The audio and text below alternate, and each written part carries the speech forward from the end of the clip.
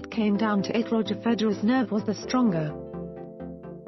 And that is what ultimately carried him to an astonishing 20th Grand Slam title by winning the Australian Open.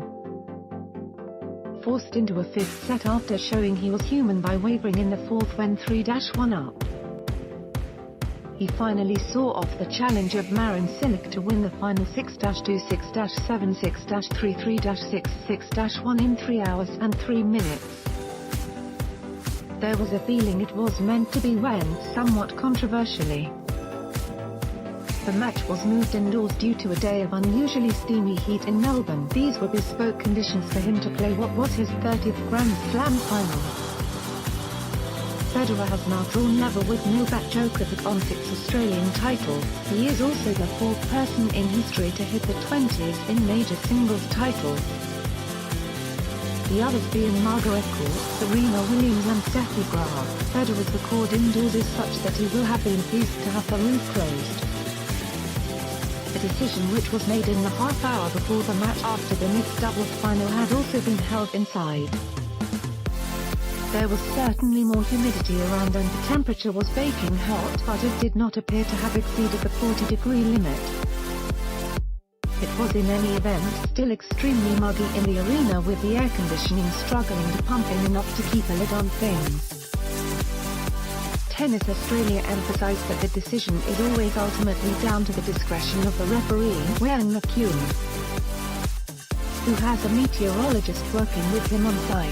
Cilic went in with a 1-8 head-to-head against the Swiss, and he initially looked a shadow of the player who had dismissed Kai Edmund and the eventually injured Rafael Nadal before he knew it. Within 17 minutes, he was 4-1 down, having been broken in the very first game when he made a dreadful mess of an overhead. He also appeared to have a problem with his racket string tension, but despite changing his implement could not stop the first set going in 24 minutes. He stepped it up at the start of the second and created 2 break points at 1-0, but then needed to save 2 that Federer had at 2-2.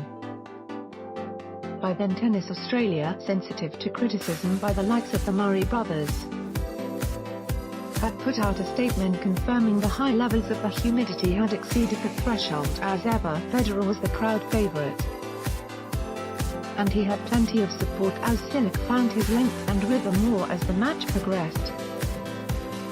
He missed a backhand on set point at 5-4, but in the tie-break pulled ahead for 6-4, and on his second set point was the aggressor in the rally, which saw him finish the point with an overhead. He was now transformed.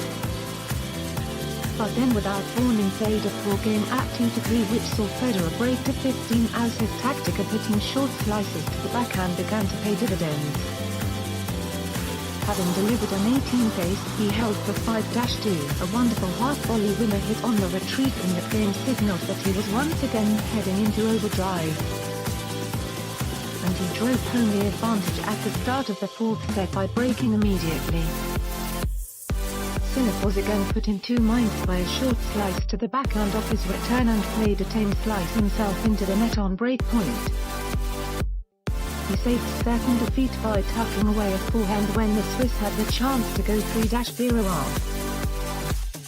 That turned out to be significant because at 3-2 it was Federer's turn to toss in a lousy game, and he was broken to love as Cilic swung away manically from the baseline. At times like this you have to remember that the Swiss is 36 and he was suddenly the one looking less energetic as the Croatian, filled with renewed spirit, took advantage of his drooping first serve percentage outbreak again with an inside-out forehand.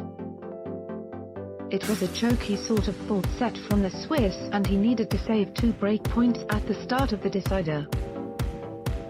Federer got fired up by a line call, and in the next game it was Cilic who suddenly came over all nervous, serving 2 double faults to allow his opponent to break. The Swiss was not going to make the same mistake twice, and for the second year in a row he sprinted for the line in a decider, clinching it in 33 minutes, albeit slightly less memorably than against Nadal 12 months ago.